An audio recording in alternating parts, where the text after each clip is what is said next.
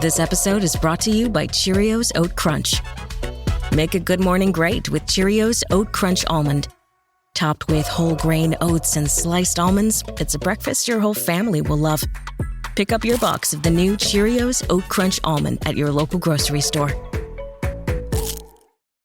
The volume. The NFL is back, and FanDuel Sportsbook wants you to get the most out of every play. That's why they're giving everyone a $10 risk-free bet every week. All you have to do is bet a same-game parlay bet with 3 legs or more, and if your bet doesn't win, FanDuel will pay you back up to $10. A same-game parlay I like for this Sunday. If you look, I really love the Ravens and the Chiefs. I like the Ravens to upset the Chiefs this week. I'm going to build an SGP with the Ravens money line, Lamar over rushing yards, and under total points in the fourth quarter. So look for the SGP icon to know what markets are eligible for SGPs as well. I love betting the NFL with FanDuel because, again, you're able to do multiple things. They're going to play the sharps. It's America's #1 sportsbook, and it's safe and secure. And don't forget the same-game parlay bets. There's no feeling like nailing a same-game parlay bet, so lock in your bet today on FanDuel Sportsbook and get up to $10 back if your bet doesn't win. New to FanDuel Sportsbook, they're also offering a risk-free $1,000 bet if you prefer that. Just sign up with promo code JBOY, that's JBOY, and if your first bet loses, you get up to $1,000 back in site credit. That's promo code JBOY.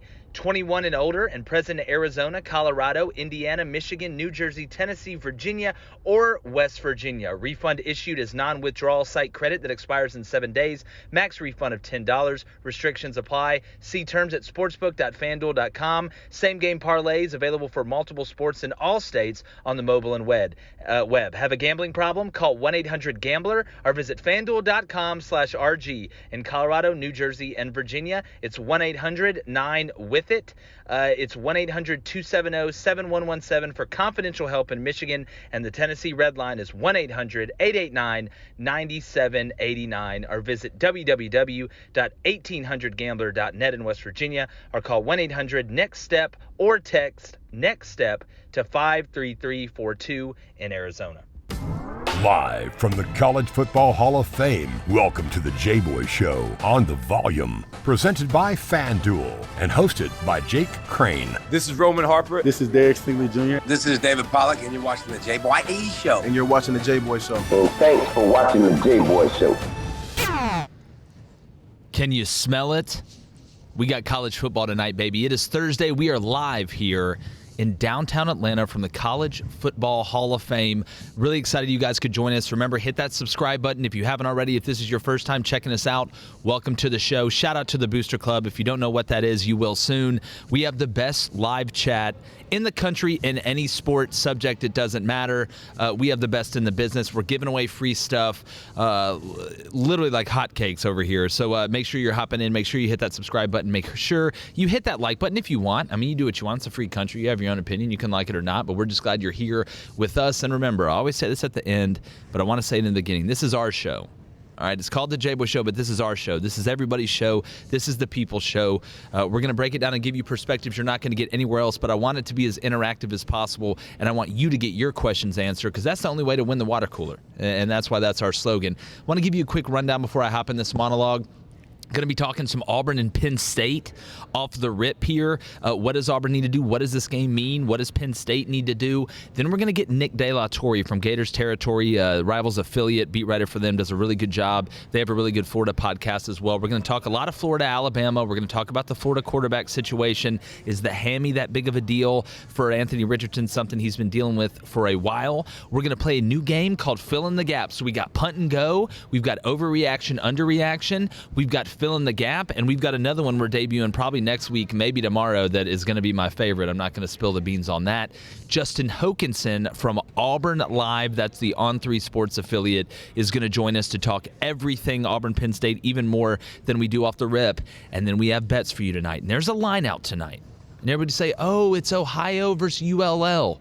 There's another game And on FanDuel, we're repped by FanDuel, presented by FanDuel. Check out the FanDuel Sportsbook if you're available to get it in your area. There's another line out there that I really, really like. I really like a lot. We're going to talk about that, and we're just going to have some fun. So I want to jump in and start with Auburn and Penn State. Then we're going to get to Florida and Bama with Nick De La Torre. I want to start for what this means for Auburn. Obviously, the first two opponents Auburn has played were not juggernauts by any stretch of the imagination. You can control what you can control. You go out and do what you can possibly do against an Akron and Alabama State, and it's tough to score points against anybody. But it's judgment weekend now. Now, does this define the whole season? No. But will it have an impact on how Auburn goes forward and their mindset into what is going to be a very tough schedule once you get past Penn State and Georgia State? Yes. We use the term springboard. What does that mean? It's just another word for confidence. Almost borderline arrogance. You want your players to be confident to the point where it doesn't affect them negatively. And that's kind of the balance you try and get. But if you're able to go up to Happy Valley with a new regime, some new players in different spots, an offensive line that's a big question mark, against a top 10 opponent in a Power 5 conference, that's huge for the psyche. It's massive. It's absolutely massive. And we're going to get into the nuts and bolts of what Auburn has to do and what Penn State has to do. But on the other side of the coin, if you're Penn State, been a crazy week. You get moved into the top 10. Then all of a sudden, you start having these James Franklin to USC rumors. And from some pretty high-level people quoting anonymous sources. And then you see James Franklin's answers to these questions, and they're kind of evasive. And look, he is right. There's no great answer to this, because even if you're like, there's no way I'm taking the job, there's no chance, people are going to be like, ho, that means he's definitely going. But I think there's some truth to that, and I wonder how it's affecting the team. But for Penn State, a win here kind of takes a little bit of the noise away from that and does nothing but continue to solidify you throughout the rest of the season. Now, a lot of that would depend on how Auburn does in the SEC when it comes down to it. But do not forget, ladies and gentlemen, Penn State goes to Ohio State. Penn State looks over there and sees Ohio State with one loss. And if you're able to notch another big win, the Wisconsin win was a big win. It was a conference win. It was a great way to get started. But this is another feather in the cap of Penn State if it comes down to it at the end to be able to maybe get into the playoff. This could come back and be a huge game when you're comparing conference, strength and this, that, and the other. Because anytime you can get an SEC win, it looks good on paper. It does. It's just the truth. So there's a lot going on between these two teams, and I want to get to the chat, and we're going to get to the Booster Club as well with Justin Hokanson.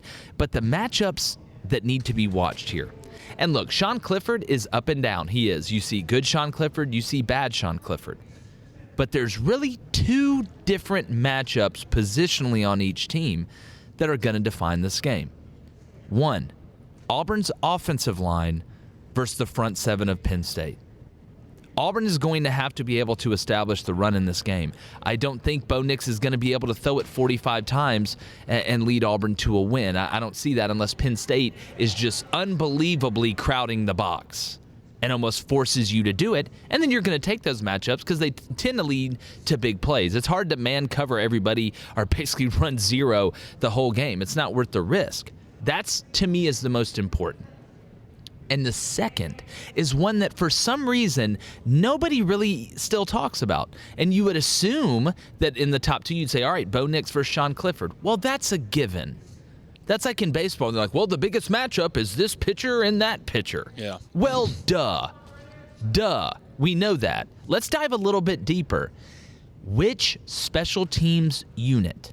And I'm talking about all-encompassing. The punt team, the field goal team, the field goal block team, KOR, KO, PR, OSK, hands.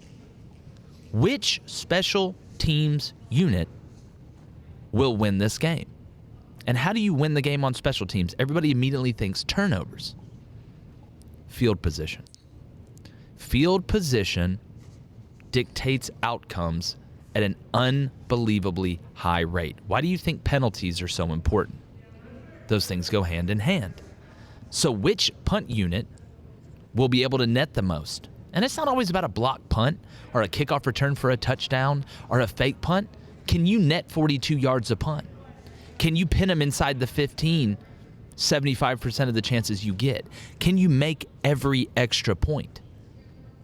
Who's going to make the first mistake? So I'm just telling you right now, special teams is going to be massive in this game. Because in a game where the margin of error is very small, and I think this is going to be a close game, probably a low-scoring game, special teams tends to decide these games more than you would think, and in ways that you wouldn't think. When I was the special teams coordinator at South Alabama, we used to look at things called hidden yardage. And I had a formula where if we had plus 75 hidden yards on special teams, we didn't lose. And you say, Jake, what are hidden yards? Okay, well, let's say we're returning a punt. My heels are on the 10. My returner's taught not to go back to catch a ball. If it's behind you, pretend to fair catch and keep them off. If he were to fair catch the ball at the 10, instead of going and faking them out and the ball goes into the end zone, you lose 10 yards. Who's going to win that 10 yards? On punt return, instead of letting a ball bounce where the returner is and go 15 yards behind him, you field that and get 7 yards. You really just netted 22 yards. So if whoever is able to get most of the hidden yardage in special teams, I think wins this game. That's a stat I don't think a lot of people know about that a lot of coaches keeps. I know basically every special teams coordinator keeps them, and it's an analytics number that when you look at it on its face, is about as close to 100% as any analytical number you're going to get in the game of college football. So watch out for the Auburn offensive line versus the Penn State front seven, and who's going to win the special teams matchup. That's huge. Blaine, let's get to the Booster Club real quick. Absolutely. Got a question here from Evan Russell. He says, what do you see Jaquez doing this weekend? Also, how do you think our new D-line will play, Auburn's D-line? Yeah, well, Jarquez Hunter, to me, has done an unbelievable job stepping up for Sean Shivers. I think if you're looking at it right now with all the reports out, he's going to be the number 2 back. And the one thing, and we've talked about this earlier with Jarquez when we were talking about Auburn kind of opening up, his ball security's been really good. That has to continue. Because the first thing you worry about with a young back is not his ability to run or his vision or anything like that, but it's holding on to the ball, especially in the big moments. Because if you're playing a young guy, don't think the defense doesn't know that he's a young guy, and they're going to be ripping at that thing like Cal Ripken Jr. And it's just going to happen. Now, the question was about the D-line. How does Auburn's D-line do? That was the second part? Yes. So I'm going to break this into 2 parts. Okay? You can sit here and say overall, all right? Well, overall is not really a great explanation. We're talking about against the run and against the pass. I think Derek Hall has a big game for Auburn in this game. He's a guy that I think benefited most from the Nick Eason hire. I think the Nick Eason hire may have been the sneakiest, best hire outside of the coordinators that Brian Harsin made, and I think that's the truth. You just wonder if you're going to have everybody on the edge step up in this game. Because Sean Clifford, while he is mobile, has shown, just like most quarterbacks, that if you pressure him, he will pull the parachute, which means he'll throw it up. He'll give you a chance. And it comes down to Wooden. It comes down to Derek Hall. It comes down to a guy named Marcus Harris who transferred from Kansas, who, in my opinion, has an unbelievable upside. But I think you're going to see a stalemate in the run game. I think Auburn will be able to hold their own. Can they – because last year, if you watched Auburn's ends, from Cat Bryant, I refuse to call him his nickname. You got to make big plays to be called Big Cat, buddy. But Auburn's defensive ends did not make any pass rush moves. It was a bull rush. Yep. They were basically just matadors. That's what they were. This year, you can see him mixing up moves, and will it be enough to just get Sean Clifford off his spot? Because I think 2 turnovers in this game can be deadly to either team. That's how tight I think it's going to be. So it's a great question. Let's get to another one. You know, Penn State does come in with the 58th run defense. You know, so a lot of people were gassing up Penn State on their run defense. You know, they're coming in 58, so it's nothing super stellar.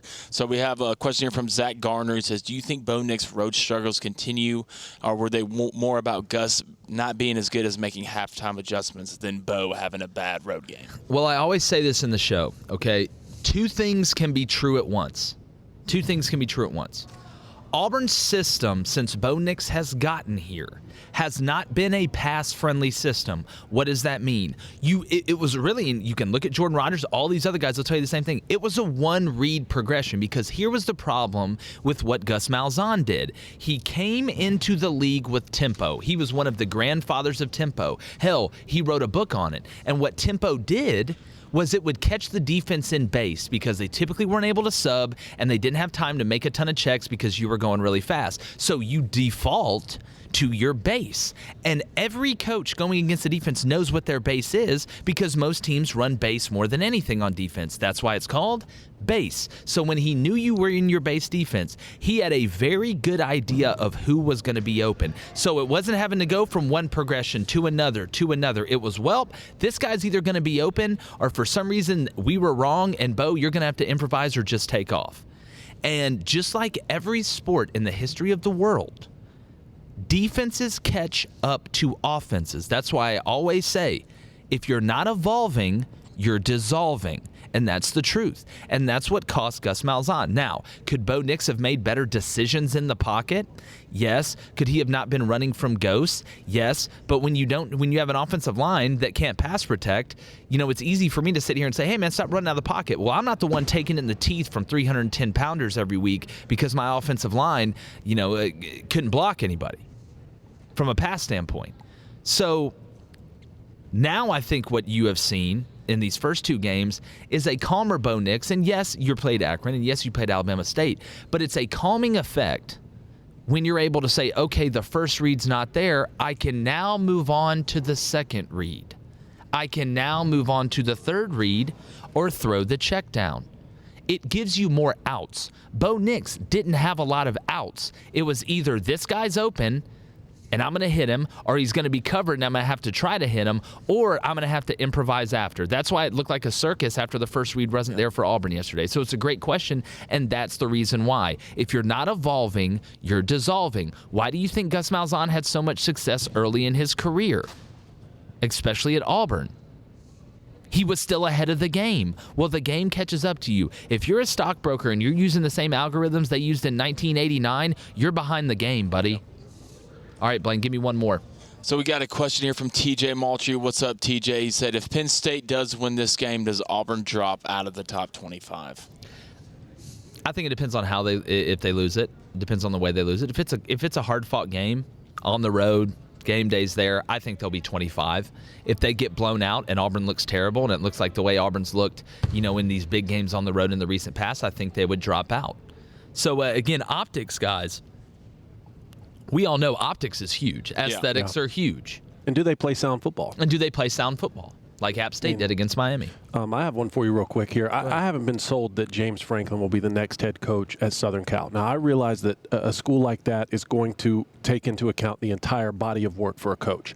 But if Auburn were to go up to Happy Valley this weekend and steal a win, do the James Franklin to Southern Cal rumors die down? I actually think they heat up. For a couple reasons. That's a great question, Cone. Cone's his own booster club over there. The reason I think they heat up is now it's, if you're James Franklin coming off a bad year last year, you beat Wisconsin, you just lost at home to an Auburn team that nobody really knew about or was given a lot of credence. Now all of a sudden, you not answering the question the way we wanted to from a Penn State standpoint, they're already mad they lost. Now the heat gets turned up a little bit, and I don't think USC would lose interest in James Franklin just because he lost this game. I think they may want him to lose this game, as crazy as that sounds, because if James Franklin is the guy, let's just play the hypothetical, James Franklin is the guy they want. They don't want him going undefeated at Penn State, because what does that do now? That jacks the what up? That jacks the price way up. Every win, the price goes up. But every loss, now you got a little wiggle room. And if you get all this stuff and James Franklin loses and the fan base is pissed off, how does that affect James Franklin? Does James Franklin go back home and go, listen, there's an old saying, we need to strike while the iron's hot?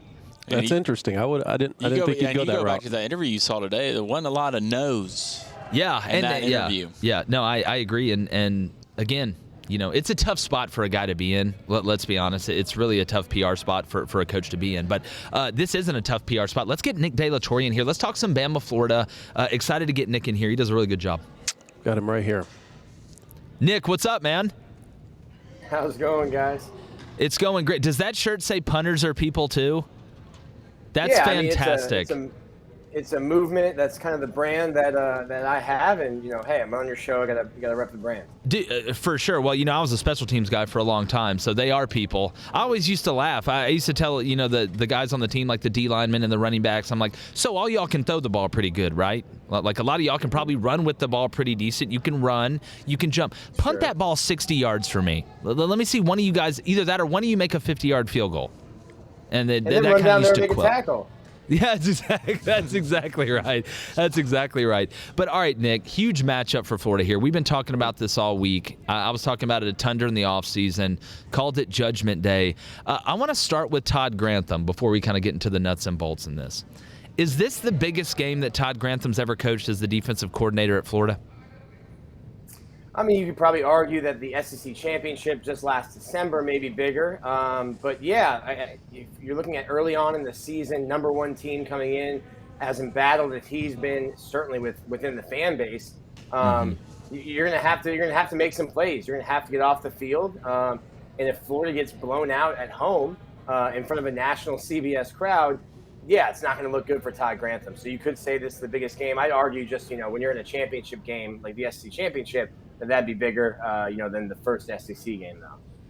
Oh, yeah, and my thing is more for where he is right now, because last year, we all know, and you said embattled, that's probably the best way to put it, with him and Dan Mullen's relationship and Florida's defensive struggles last year. But you can't fire a guy when you're winning the East. It's tough to let a guy go when you're winning the East. It's kind of between a rock and a hard place. So it's really kind of where they're at now. But another thing, a storyline to me, and Nick, people have kind of talked about it a little bit. It's been mentioned here and there, really outside of the Florida fan base and media, but Anthony Richardson's hamstring. Now, from what I've been told, this is something that's kind of been bothering him since the spring. Do you have an idea of where he is at on that? Because that's obviously going to have an effect on who plays the most on Saturday. Yeah, it's been hamstring watch 2021 this week in Gainesville. He's had, he's a bigger guy, and as a muscular guy, he's had some hamstring issues. I think going back to high school, had some hamstring issues in the spring. It's only a grade 1 strain from what I've been told. So that's, if you're going to get hurt, that's probably the best case scenario for you. Florida, he's been at practice, been going through things. Obviously, you want to limit him. You don't want a re-aggravation on Tuesday or Wednesday if you're trying to get a guy ready to play on Saturday. But the plan is for him to play Saturday. That's his plan. That's Mullen and the Gators' plan.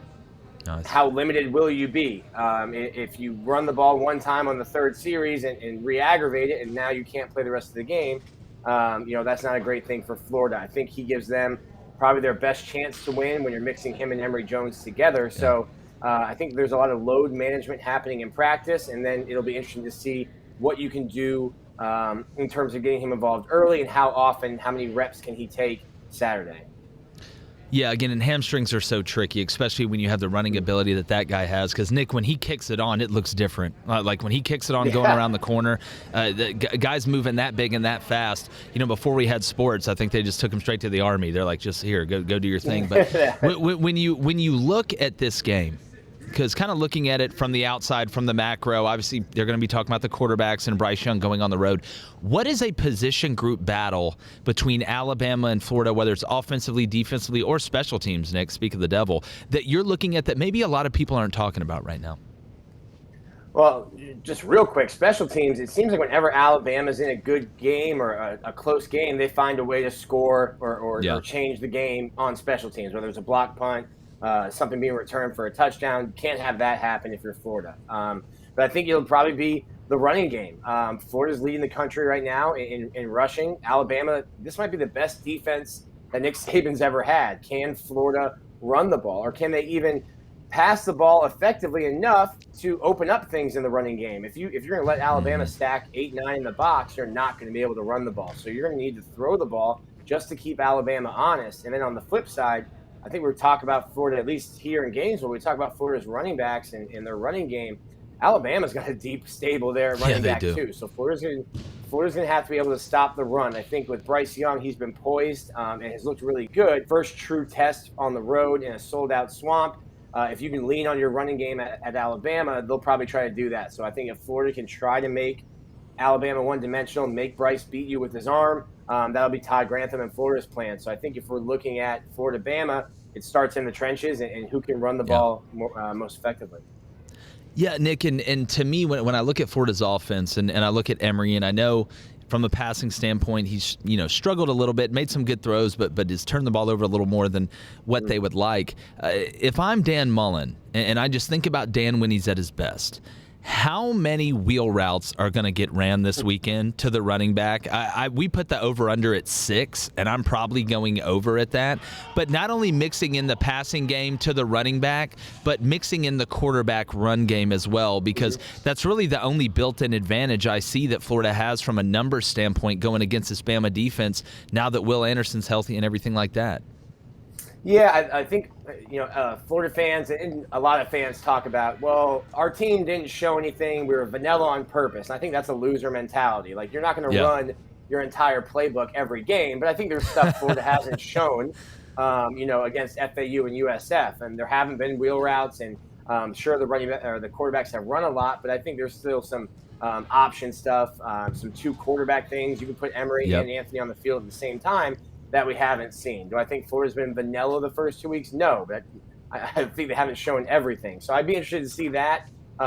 Certainly you put on film the wheel route last year against Georgia, so I think Alabama has seen it and they might be ready for it. But yeah, there's a guy, especially Malik Davis, one of the running backs, who's a great pass catcher, and we really haven't seen him in that role yet. So I think there's stuff Florida can do. We're big on the punters or people to move it, but the wheel route's never been covered. It's always open. So expect Dan to go back to it. For sure. Well, I know, to kind of go back and use a Waterboy reference, I'm sure Dan's got his green notebook somewhere there in the office where he's just going to rip some of those pages out for this game. But, Nick, kind of off the field stuff, got a couple more for you, and I'm going to let you out of here. We're here with Nick De La Torre from Gator Territory Rivals. Does a really good job. I'm going to let him plug his podcast. Stadium in the Gale, right? I think that's the name of it. It's really good stuff. I listened to it actually this morning. But, Nick, when this USC job popped open, obviously every coach in America's name pops up that's, worth their salt. You saw Dan Mullen's name pop up, and we talked about it the other day, and I don't think there's any administrational beef between Dan or Florida or anything like that. In my mind, that'd be the only way I think that he would leave, and I don't see that. Was that just people saying stuff? Because that fit to me, man. I just don't see Mullen in L.A. being like the fit or the move. You mean the guy from New Hampshire is not the guy that's going to be the head coach in He can LA? dress up like Darth Vader and go out there and just hang out. I don't know. Yeah, I think he can make some money on somewhere in Hollywood and had dressed up like that. I don't know. I think last year, when the NFL, Adam Schefter says Dan would be interested in the NFL, I'm interested in Jennifer Aniston. There has to be mutual. There has you to be, too? Yeah. I'm in line. There has to be mutual interest for something like that to happen. And not saying an NFL team won't come calling for Dan Mullen. I just don't think there was interest last year. And then again with USC, I think once you reach a certain level in coaching, and I think Dan's there, Nick Saban at Dabo, guys like that, anytime there's a job like a Texas opening or a USC or a Michigan opening, those are the names that are going to get kicked around first.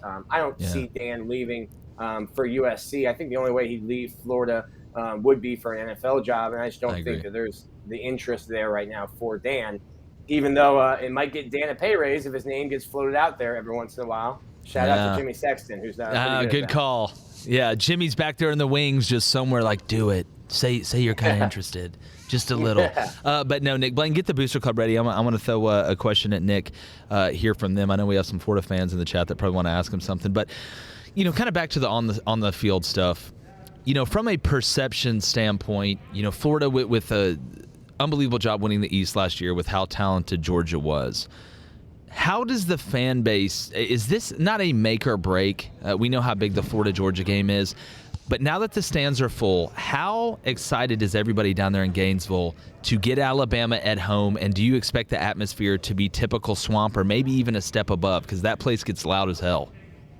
Yeah, I looked up the 20 most attended games. I'd been to a couple of them. They called one the cock block back with Jarvis Moss. I think it was in 2006. Had the block kick. That was the last. I think the loudest I've ever heard it in terms of being in the stands.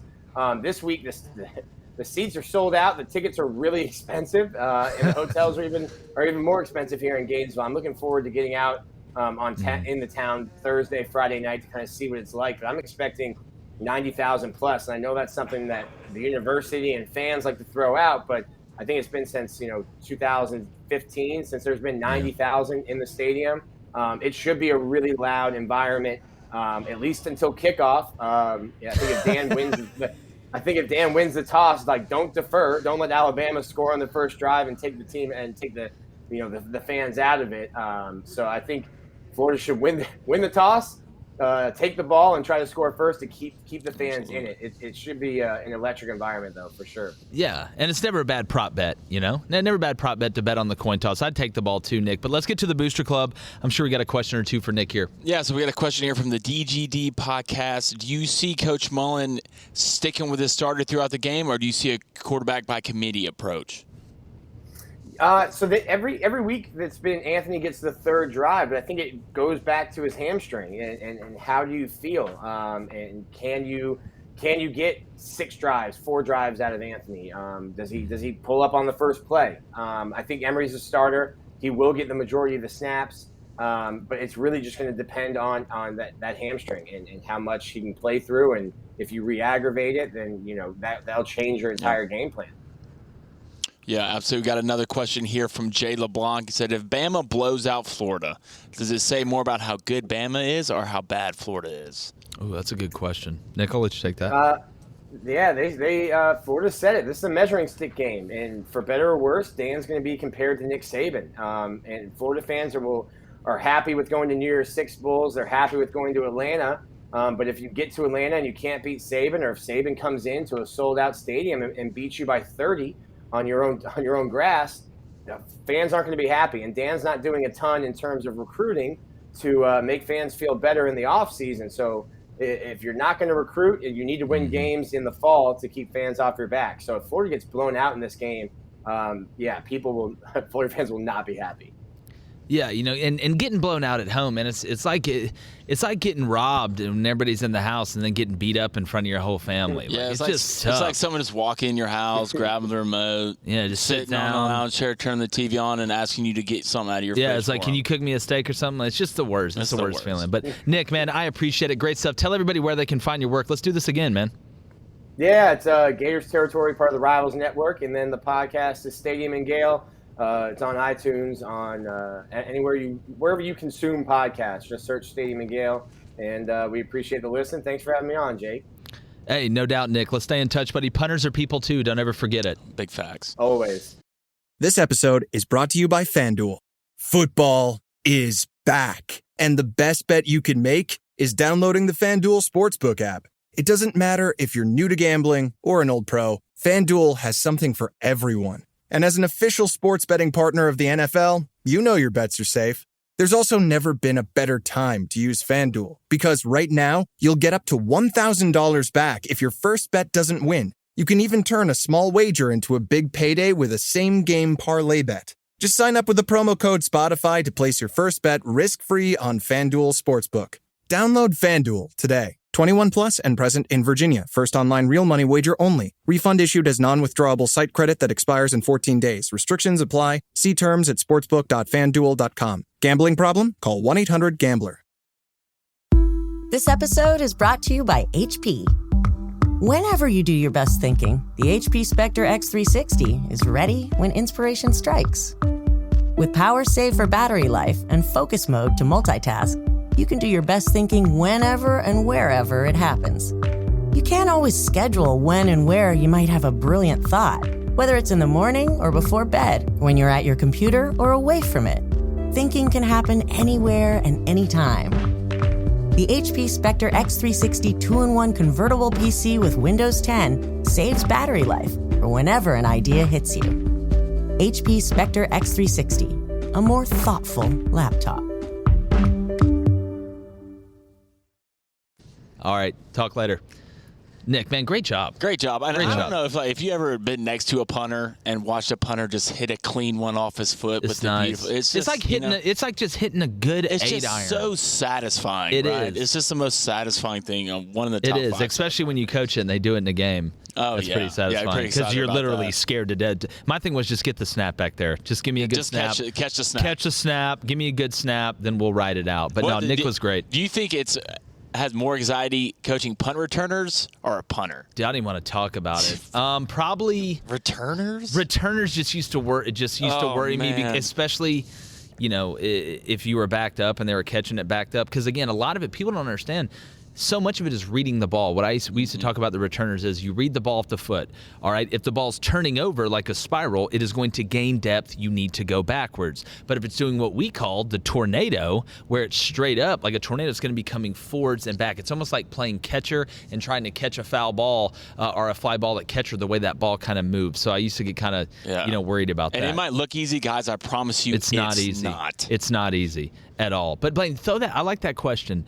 Throw that question in the Booster Club about if Florida gets blown out, does it say more about Bama or more about Florida? I think that's a great question. Mm-hmm. Speaking of great questions, you ready for some great questions? Let's get some great questions on a new great segment. Not questions so much as I'll make a statement and you fill in the gap. Yes. How about that? Fill in the gap. You want to do that? Let's do it. Let's get into it. The SEC team that needs a win the most this weekend is Auburn. Really? Yep. Auburn. Because again, this is your proving ground. If Bama wins, nobody didn't expect them not to win. It's expected for them to win. Now, I think if Florida were to beat Bama, that'd be the biggest upset. It'd be a lot bigger upset than Auburn beating Penn State. But I think from a psyche standpoint, from a season standpoint, from a perception standpoint, on a new regime, staff, everybody, Auburn needs this win badly because it could get the Harsin era off to an electric start, or if they look really bad, the light shines brightest when you're losing, and then you're trying to get to the next big game, which would be at LSU. That's a great question. Gotcha. All right. So the odds of Tulane beating Ole Miss are better than what you would think. Tulane's tested. They went out and played Oklahoma. Yes, they lost by 5, had a furious comeback. I know all the emotional stuff with the Hurricane, but Willie Fritz, number one, is a really good coach. When I was in South Alabama, he beat our ass at Georgia Southern. We went over there to Statesboro, and they beat us up, like legitimately beat us up. Shout out to the guys back here. Yeah, you got the Georgia Southern helmet back there. But that team is capable of putting up points against Ole Miss. Now, the biggest question, just like the biggest question everybody will ask when Ole Miss is playing your team or a team, can you slow down their offense at all? I think you're going to see Willie Fritz almost sit on the ball offensively, especially if they get up early. Now, do I think Tulane wins this game? No, but I think their chances of winning it are better than what people think, especially if they're in the game after the first quarter, because that's where Ole Miss wants to get you. They want to get you down early. They want to make you adjust to their pace as opposed to making them adjust to your pace, and I know Willie Fritz knows that. So I think it's going to be a heck of a game. Not enough people are talking about that game, just like not enough people are talking about Cincinnati at Indiana. Yeah, I think I go back and look at that game. I believe it's a 13, 14-point spread for that Ole Miss game. And you go back to that Tulane-Oklahoma game, which I know we talked about before, but Oklahoma was up 37-14. 37-14 at halftime. So in my opinion, this game, I think people want this game to be good, and it is somewhat of a scary game. But I just think like the Ole Miss offense, the clip they can run with, I just don't think Tulane can keep that. If Tulane wants to be in it, I think it's going to be a big first quarter for them. And they're going to need turnovers. They're going to need at least 2 turnovers. Well, hey, quickly before I get to the next one, why don't you go ahead and tell me your thoughts on the Cincinnati-Indiana game? Because like we said, Indiana's well coached. Yeah. Rough start at Iowa to start off the season, and Cincinnati looks strong. Yeah, Cincinnati has. And look, when I watch Indiana, here's the thing with Indiana. They are well coached. If you go back and watch that Iowa game, Penix made a couple mistakes, and they were the worst mistakes you could make because they ended up in defensive touchdowns. And Indiana's really not built to come back from a lot of points down. That's not how they operate, even though Penix is a dual-threat guy. He can extend the play. But this game for Cincinnati, because we talked yesterday, the playoff talk early is actually going to matter this year. And I think we see a team in the playoff that we've never seen before. And early you identify Cincinnati and Iowa when you look at the schedules. And if Cincinnati's able to go on the road and win a game against a Big Ten opponent that last year had one of the best seasons they've ever had, and the expectations were pretty high. Because make no mistake, Indiana's going to be okay. They played bad against Iowa. It was the first game. Penix was coming off an injury as well, a devastating injury the year before. So I think this is going to be a fist fight. I think Indiana was plus 4.5 at home. I don't know where that line is right now. But number one, good for Cincinnati for scheduling this game. And if they were able to go and get a win, I don't care if it's by 1 point, this will look really good on the record, but this is going to be an awfully physical game, guys. If you want to see a physical game, this will be a physical game. That game is at 3.5 Cincinnati. Went down. Wow, it was at 4.5 yesterday. So I think it is. I think it's a field goal either way. And this is one of the games, if you're Cincinnati, that if you want to stand up there and say, well, we deserve to be in the playoff, you got to go win this game. You got to go beat Notre Dame and handle your business in the conference and then see how, it lays after that. But this is a heck of a matchup. Yeah, I think this is a game for and you can't look past Indiana. Especially if you're Cincinnati and Notre Dame, you have to come in ready for this team. If you're Cincinnati, you can't lose one. And see, that's where being at a school like Cincinnati, it's not hard to get those guys up going and playing Power 5 conference teams on the road. I don't think even though they've won games, they've had success, you're going to have a much more hard time getting Cincinnati up for SMU than you are Indiana. Because again, you're sitting there in that locker room and you can sit there and say, oh, well, look at them and look at us. They're supposed to be the big boys. We're just supposed to be that other team in Ohio that kind of plays football too. We're a pro city, right? That's what they think we are. We're a pro city with the Bengals and the Reds and all this. So there's an angle there if you're Luke Fickell, who does a good job motivating anyway. I think they'll be ready to play. Is that game at Indiana? I believe it's at Indiana. Is the game at Indiana? Yeah. All right, two more here before we get to Hoke. All right. Georgia will beat South Carolina this weekend by at least 28. 28, okay. 28. And Blaine, the spread was 31. The spread was 31 last time I saw it. I go back, and I can't remember the final score for the UAB-Georgia game. I know it wasn't close. Do you think South Carolina's defense realistically is that much better than UAB's? No. Not by leaps and bounds. And that's not Shane Beamer's fault. No. And we've had Coach Beam on the show. I love that hire. I thought it was the most underrated hire of the whole offseason. You look at the way they're recruiting right now, too, and went and got a big win against East Carolina, because I can sit here and make the argument that South Carolina's personnel that Shane Beamer inherited is worse than the personnel that Josh Heupel at Tennessee inherited. Yeah. I'm telling you. That team last year had Shi Smith, Kevin Harris, and half of a quarterback. But the GAs were better. But the GAs, Zeb what Nolan. Name. What a name. Yeah, Zeb, right? Zoltan. Zoltan. Dude, where's my car reference? You just walk around campus in a bubble suit. But no, I think the bigger problem for South Carolina is how are you guys going to move the ball? No, I think if South Carolina scores a touchdown, I wonder what Blaine, go on FanDuel and see what South Carolina's TTP is, because I bet it may be 10 or under. I bet it's 7.5. That would not shock me at all. All right, here we go. Last one. The team most on upset alert this weekend is, I see that look in your eye. LSU. Yep, there he is. We've been talking about it. And that line, it's been just sinking. It's been sinking like Kevin Gosman threw it. When I watch LSU and I watch Central Michigan. Now, Blaine brought up a great point when Central Michigan played Missouri. And using the transitive property is not always the best way to go. I actually don't think it's the best thing to look at. Well, this team did this against this team, so that means they're going to do this against that team. Teams evolve through the week. But there are weaknesses and strengths that you can take out of each game that are hard to fix. For example, Central Michigan gave up 11 sacks, right, Blaine, versus Missouri. They struggle on the offensive line to protect the passer. But Jim McElwain is smart enough to know that. I think you're going to see a lot of screen game because I think LSU is going to try and heat them up. You're going to see a lot of intermediate game because they're not going to be able to sit there and just throw the vertical all day because I don't think they can pass protect it. But you look at LSU. Their offensive line has struggled mightily, and Central Michigan is not bad on the defensive front seven. And They have experience at quarterback and on the outside. So I think Central Michigan is going to spit the ball out pretty quick. I'm interested to see, because just because you can't pass protect well doesn't mean you don't run block well. Some people think those things go hand in hand, but they're two totally different things. It's like saying, well, this wide receiver catches the ball really good, but he doesn't block well. Well, those are two totally different things. It's the same thing from pass protection and run blocking. So if Central Michigan's able to get any traction on the ground, and I'm not talking about a huge running game or anything like that, if they're able to get any traction on the ground and bleed that clock, just like I said, App State and Miami was going to be really close, and App State really should have won that game. And we talked about exactly how the game was going to go, and it went exactly like that. Do not be surprised if Central Michigan goes up early in this game, and this is a dogfight all the way till the end. And if Central Michigan wins this game, I don't know if Edo makes it to Mississippi State. There's no way. There's no way. I mean, and I'm looking at it. So there's not a TTP out for South Carolina, Georgia yet on FanDuel, but the over/under is 46.5. The spread so line is Georgia 31.5. And I see Georgia scoring 40 points in this game. I don't see Georgia scoring under 40 points. So I bet when that TTP comes out at 7.5 or under. Yeah. Watch. It'll be 7.5. But, all right, let's get Justin Hokanson in here from Auburn Live, the On3 affiliate. Love Hoke, a guy I have on the show all the time. We're going to talk a little bit more about this Auburn-Penn State matchup. Hoke, hop in here, brother. There he is. Look at him.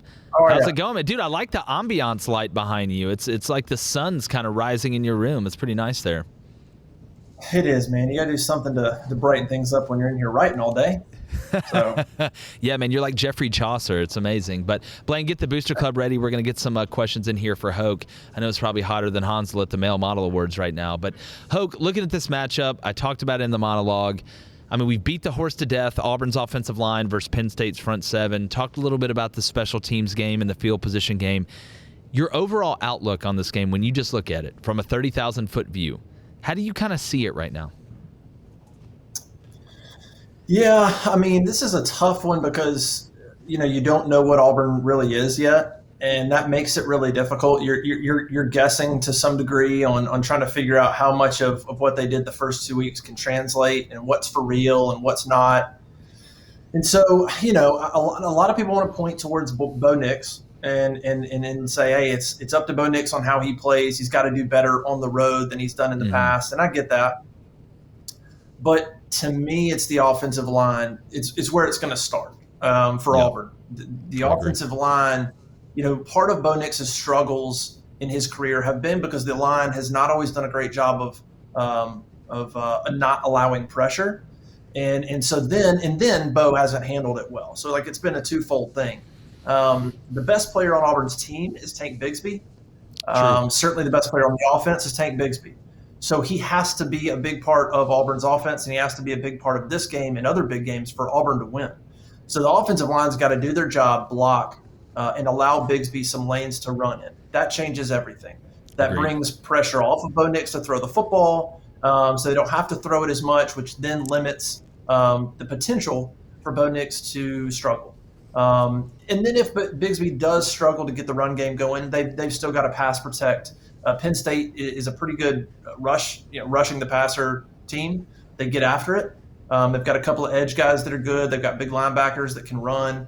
And so I think in the pass protection as well, the offensive line's got to do a good job and let Bo Nix at least get into this game, and get the feel of this offense in a new season. So I think for Auburn, it's on the offensive line, and I could probably go both ways. I mean, it's so much of this about the trenches, but I think in this game, Auburn's defense is really good and can pressure the passer and has speed as well. And so if Penn State's defensive line doesn't hold up, they're going to be in a lot of trouble as well because Auburn's going to pin their ears back. And I think they're probably a better, pass rush team than maybe even Penn State. So to me, it's the offensive lines have got to really come to play. If I went like a secondary note, it would be Auburn's secondary and not giving up big plays. I think Penn State wants to try to get some big plays if they can, whether it's Noah Cain or Dotson. And so I would say Auburn's defense just limiting the big plays, keeping them in the game and not making it a game where the offense all of a sudden has a lot of pressure on them to build. If they get down 14 points in that offense and Bo Nix, that's not the position you want to be in. So offensive lines to me are a huge part of this game, and then Auburn limiting the big plays, and even if they fall down, being able to sort of keep them in the game as long as they can. Yeah, and if you watch Penn State against Wisconsin, which I know you have, really what got them out of that funk offensively was a couple downfield passing plays. I think one came off play action. The other one was a busted coverage by Wisconsin. But, Hoke, when I look at this game, and you look at Bo Nix, and everybody's going to talk about going on the road and this and that. I am fascinated if Auburn's going to lean on the quarterback run game a little bit, especially in the red zone, something you haven't seen a lot of the first couple weeks. I wouldn't be shocked if you got some power read, if you got some Q power, if you got a lot of sprint out early. But add that with, I think Auburn's going to go under center a lot more in this game than they have the first two. Number one, because of communication. You don't have to be a physics professor to understand that being closer to the offensive line helps them here and helps the center. But it will slow down that pass rush a little bit off the edge. Do you think we're going to see a little more QB run game and maybe a little more under center this week? Because it's kind of a 2-for-1 in the positive. Yeah, I think under center is certainly a very probable thing. You saw them go under center a lot more against Alabama State. Now, the question is, were they doing that because they didn't get a chance to do it the week before? Were they doing that because they wanted Penn State to sit there and run through a bunch of I formation stuff that they could run, even if they're not? I'm not sure. But I think you're right. I do think I formation could be something that if Auburn can find something there, that would allow them to get the tight ends involved in blocking, potentially go play action and have tight ends involved, and protect Bo Nix by running the football that way. So I do think you'll see them go after that. It didn't work great against Alabama State early. They did have some nice I formation run plays, but they weren't overly dominant in some of those schemes against Alabama State as they're trying to work the kinks out. Kind of, it's the first time they've gone under center like that in a decade. So I think that's a good point. I would be interested to see if Bo Nix runs more. We didn't see that under Gus. It was him running for his life. Bo's an athletic guy enough to run design runs, and who knows, maybe that gets him into the game a little bit more. Bo's a better player when he's not thinking, which is weird, but he's a better player when he's not thinking and he's playing. And so maybe getting him involved in the run game a little bit will get his juices flowing and stop thinking a little bit. But it would be interesting. Jarquez Hunter and Tank Bigsby are going to get a lot of attention. So the potential is there for Bo to get a one-on-one on the edge and to pick up some yards and make them respect that. Yeah, I'm going to get to the Booster Club here in a second because I know they got some questions for you, Hoke. But from personnel standpoint, Sean Shivers, is he playing in this game? Javarius didn't play. Johnson didn't play last week. Is Auburn going to be missing any of the weapons that they need to have? I think they'll be missing Sean Shivers. We haven't confirmed that. We reported on auburnlive.com earlier that he hasn't practiced this week. And so I doubt he makes the trip. And so, how does that hurt Auburn? I don't think Sean Shivers is the difference in a winning and losing a football game for Auburn. He's just an added element. He's fast and he's got a role for this offense. And when he's in there, I think he adds a dynamic to the Auburn offense. But he's not the difference in losing. It's just one weapon that you're without, potentially getting the ball out in the flats and stuff. He's fast and he can really create a spark. So I think he's the only guy that they're going to potentially be missing. I think cornerback Jalen Simpson, who's a reserve guy, is maybe iffy, but he hasn't played yet. He's a good player. He just hasn't played yet this season. Is iffy. I think everybody else though is going to be good to go as far as Auburn's team. Javarius Johnson, who is a starting wideout who missed last week, I think is going to be fine to play. A little banged up, but I think he'll be good to go. So health-wise, I think you're as good as you can be, really, if you're Auburn. Really, really healthy, really good spot they're in. Yeah, well, that's all you can ask for. All right, Blaine, let's get some from the Booster Club in here for Hoke. We have a $5 donation from Shacker Jack. Shacker Jack, appreciate turn that. it up. And he asks, any way we can get J-Boy or Hoke to talk about why is it important for Auburn to run more zone than gap scheme versus Penn State this weekend, and why that is so important. Okay. I'll start, Hoke, and then I'll pass the rock to you. Well, look, here's the thing. Yeah, when you're talking about gap scheme, you're talking about big on big, okay? We're talking about pullers, right? Where you're getting a back block, you're getting a double, you're getting a pull to either kick or a pull to hit the linebacker, and you have to sustain, you have to literally move people backwards on those plays. You are trying to stalemates cause pile-ups, and pile-ups in gap scheme causes disaster. It's just like driving home from work. If there's a big wreck, number one, you hope everybody's okay, but you know it's going to take longer to get around it. Well, in football, at the speed these guys guys play, one left turn there can negate you 3 yards or even, cause a pileup and literally not let you even get back to the line of scrimmage. Well, the zone scheme, there's more room for error. So, for example, if I'm running zone, let's just say we're running outside zone to the left. You never want to get beat across your face as an offensive lineman, but if I get beat, I'm going to keep washing that guy down and let the back cut off of me. If you get beat across your face in gap scheme, power, counter, insert, ISO, lead, the whole play's screwed up unless the back makes a great play. Because I'll say this on the show all the time. The zone was built to cut back. Whether it's inside zone, which you press tighter, obviously, therefore it's called inside zone.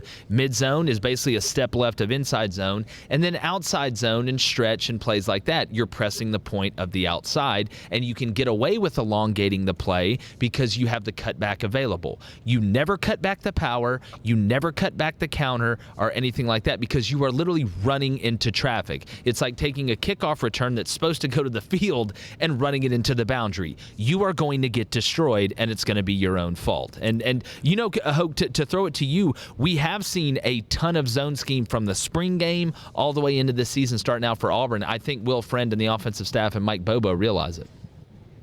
Yeah, and I think it fits well with Tank Bigsby. I mean, Bigsby's got a lot of natural instincts to be able to cut back and to make good cuts, and he cuts so quickly that makes up for even he's got great instincts, but then even on top of that, he can cut so quickly that if he's a millisecond late seeing where he should cut, he can cut so quickly he can make up for it, and then he can break tackles. So he really does well in that scheme. I'd be curious from you to know because I just wonder. I think Auburn's tight ends. They've got 3 or 4 tight ends that have played a lot already, and that can be used in the blocking schemes. And so I wonder if the offensive line is not quite getting the push they can get. Can those tight ends be a factor for Auburn? There's at least 3 that they feel perfectly fine putting out there. They're all good enough to even run play action to. So I wonder if those guys are good enough to help them run the football on Saturday night. It's a great point, and not only that, Hoke, but are they going to help those guys if they can't pass protect well on the edge? Are they going to bring them inside and go a little max pro or chip with the tight end? It's a great point because, with Coach Bedell, who Auburn hired, he's listed as the tight ends coach. When the tight ends go to work routes, they go with Cornelius Williams, the wide receiver coach. He is basically another offensive line coach because in this system, the tight end blocks so much. That's why you see him on the end of the line a lot. Now, we did see Shanker out in the slot, which may have brought back some bad memories from the previous regime, if you know what I'm talking about. But here is a play, and I'm going to call this, Justin. I'm going to call it today on Thursday at 3:52 Eastern. Auburn will run a play this week. If you remember Cam Newton in 2010, the throwback to Philip Lutzenkirk, and it's called the tight end hide play, and it works every single time. If I was an OC, I would run it every other time we got into the red zone. It's where you literally have the tight end block one way and leak out the backside, have the quarterback roll, get the coverage to roll. Nobody covers him. Sometimes they'll have the tight end even pretend to fall down. I've seen that, and get up and throw back to him for a touchdown. I just have a weird feeling that play is coming in some capacity this Saturday and that a tight end scores a touchdown. All right, Blaine, throw me another question from the Guys, Booster Club, loving the questions we're throwing out right now. It's hot in the Booster Club. I love when it's hot. Here from Gator Logan. He's asked, how hard will it be for Auburn to set up the play-action shot through the run game against the stout front seven of Penn State? All right, Hoke, I'll let you start off with that one. Well, I would be more concerned. Look, I think Auburn will have some success running the ball, and I think Penn State will be focused on it regardless. And so I think play-action shots will be there, even if Auburn's kind of doing an average job running the ball, because Penn State's going to put more of their emphasis, I think, on stopping that.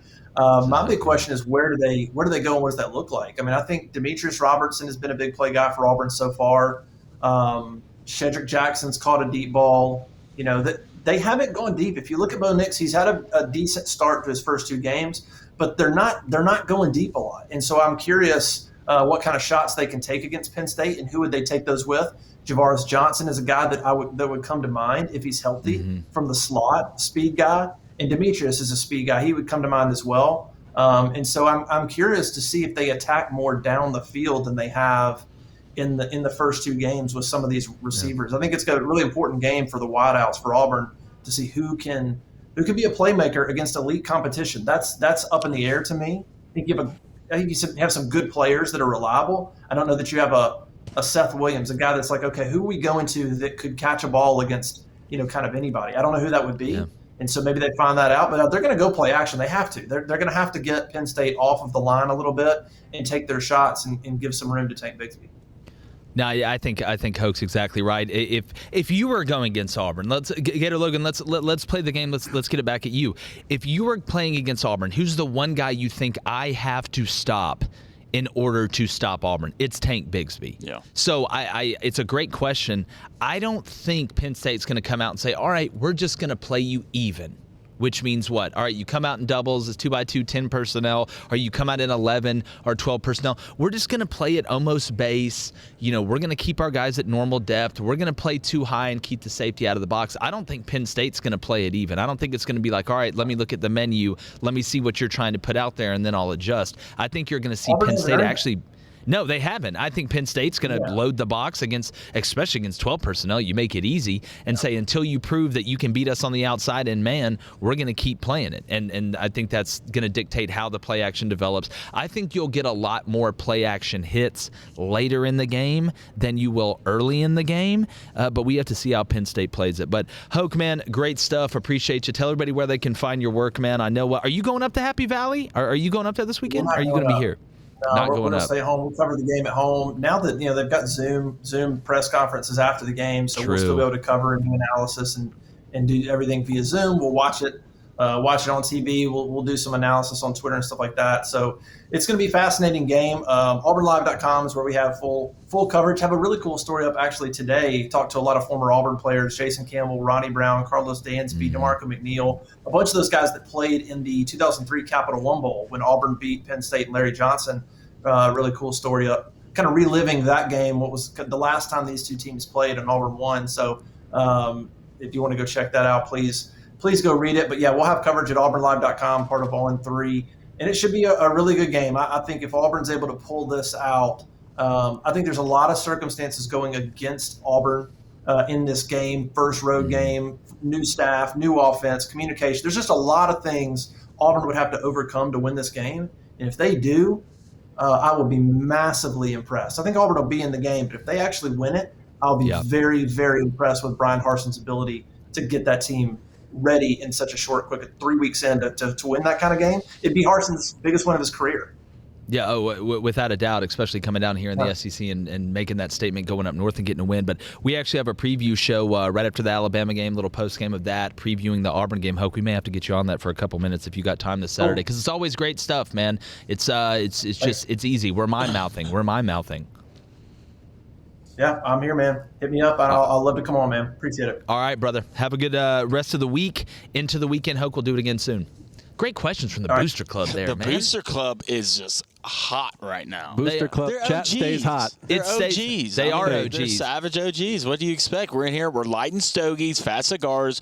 We're sitting down. We're We're putting the napkin in our lap, and we're making big ordering decisions. Spaghetti. Yeah, they're bringing bread out. Big boy decisions in the Booster Club right now. Hey, I was going to say before you get to your pick, I love the breakdown of the zone running scheme. Yep. And we used to say, bang it, bend it, or bounce it. Yep. When you're reading that and you're talking about coming back, or banging it to the outside, and it just, I don't know. We switched halfway through between the gap scheme and the zone scheme and trying to incorporate both, in college. So. It's like Ichiro. The zone is, it can hit anywhere. Put it anywhere. Put Ichiro on Mars, he'll hit 350.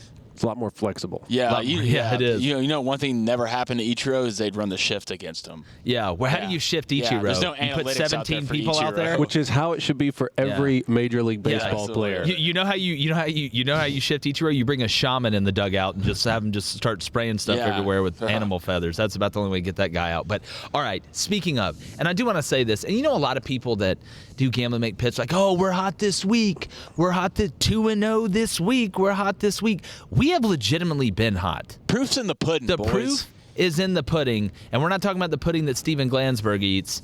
I always got to get a Steven Glansberg reference in here. Twitter loves it when I do that. But we are 20-8 overall, and like I said, I'm just waiting for somebody to show up in suits at the house that we live in over there and just start asking questions, especially to Blaine. I forgot what that thing was. The neuralizer? The neuralizer. Did you flashy thing me, Kay? Yeah, that's exactly right. I'm going to wake up one morning and Blaine's going to be like, I don't know. Who am I? What happened? Yeah, what show? I'm going to be standing in the corner of the room looking at the wall. Like Tommy Lee Jones is in my kitchen making coffee. He's like, yeah, man, we've been friends forever. It's like, yeah, I'm taking Florida money line. Yeah, that's exactly right. But no, all right, so I told you and I previewed at the beginning of the show, everybody's going to be talking about tonight betting the Ohio ULL game. Well, if you have it available, and they do on FanDuel because it's the best sports book in the business, and I'll die on that hill.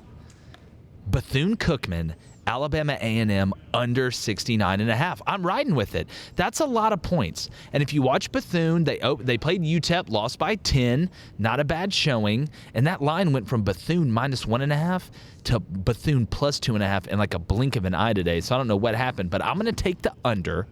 Alabama A&M, they've played Pine Bluff. They haven't played anybody really that good. I think this is going to be a little more of a slugfest. I don't think they get close to 69.5. That game is now at -4.5 Alabama A&M. What happened? Wow. What happened? I could guess. That's a flip but right there. I don't want to make a HIPAA violation, whatever they call it. All right, so I'm going Bethune-Cookman, Alabama A&M, under 69.5 if you got it on your book. If you don't have it on your book, write a letter to your bookie and your congressman. All right, are we going to Cone or are we going to Blaine for the next pick? Let's go Cone. Let's go Cone. You want to? I'll take it. No, here, go I'll ahead. Take it. So I'm taking the Ohio-Louisiana Lafayette game. Okay. You know, haven't really seen too much out of these teams, but, I kind of looked back, dug some research, went in the old Tom Hanks room, whipped out a book from 1830, read it and learned some things. All right. So, Lafayette, week 1 versus Texas, it's Texas. Expected to be a good game. Lafayette didn't look terrible, didn't look good.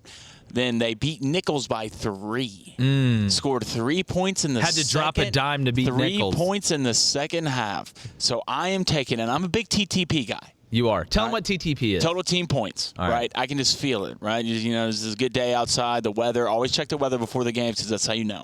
All right, so I'm taking Lafayette under 38.5 total team points. Under 38.5. I'm taking the under. I don't believe in it. I don't think this is going to be a super high-scoring game. The unders, I think it started at 59. It's down to 56.5. This is coming from the guy that says, I'll take overs because I hate rooting for people not to score. So tonight I get to watch you. Look, I hate unders, but I look at this game. And, I don't think you're wrong. I look at this game and I think this will be an under type of game. Well, you are 8-1 in your last 9 picks. So I'm not going to question you. And before we get to there he is. He's going to whip out the leather-bound book. Dude, this thing may have its own Twitter handle. You had Texas A&M fans so pissed off yesterday. Good. They were hot. Yeah, okay, good. What'd they say? Why? Look, basically, I got one text. You said you're a homer, Cone. Oh, yeah. Yeah, no. They said what they said, a couple of them, and you know who I'm talking about. Shout out Jeff, not going to say your last name. Jeff said that list was, quote-unquote, delusional. Yours? I agree. That's what I said. That's why I came on yesterday. This is Cone the lawyer. Delusional. You've seen Cone the quarterback. First of all, I guess he missed my rant on Harbaugh the week before. And second of all, when they pay for your education, you can home for him a little bit. All right. Forget that nonsense. All right. Let's see what's in the little book today. Yeah, okay. What you got? I concur with what's going on over here. You concur. And this guy's over here talking about weather. I love it. I was on weather.com early today. Listen, in Lafayette today. Okay, in Lafayette today, 80% chance of rain today. Ooh, that's pretty high. 50% chance tonight during the game. That's half. I don't like that for points. No, so you know what I'm going to do? I'm going to take the first half under 30.5, and I got something else for you here, Blaine, okay? Ooh, an add-on. If you take the most points that Louisiana Lafayette has scored in the first half this year so far, and you combine it with the most points that the Ohio Bobcats have scored in the first half this year, combines for 30. Still a half point under the under? I'm going to go under 30.5 right there. Did Ride you just drop your own algorithm live on the show? And I'm pretty Kick it to me in the That's top. some MIT stuff. But remember this. I'm delusional. I'm pretty sure I saw a stat that in like the last 4 or 5 times, like Lafayette's played like a Thursday game or something like that, they've hit the under. Really? Yeah, I'll go It's back weird and how that stuff goes. You'll look and somebody like, well, they're 9-1 against the spread on Thursdays. You're like, what's going on? They're going to score 95 points in the first It's like, what is the matrix going on there on Thursday? But no, all right. So just to recap, Bethune-Cookman, Alabama A&M, I got the under 69.5. It's an unders party in here today. Yeah, it's an unders. Blaine's got the the Louisiana Lafayette TTP under 38.5. Correct. And Cone, you've got the Ohio Lafayette first half under at 30.5. Not a dirty 30. That's 30.5. Are we under bros today, Coney? Y'all are under bros today. Under bros today? Text me all night, buddy. Yeah, y'all are under bros. Wow, I can't wait to watch that unfold. But all right, first off, shout out Booster Club, Blaine. Do we have any more that you want to throw out in there? I know it's been really good today. Let me get in here. You do some of your investigating, and if there's one you like in there, just there was one I like when Hoke was on. I actually got it written down here. There's a question from Wardat, and he's asked, Harsin and his staff are recruiting throughout the country.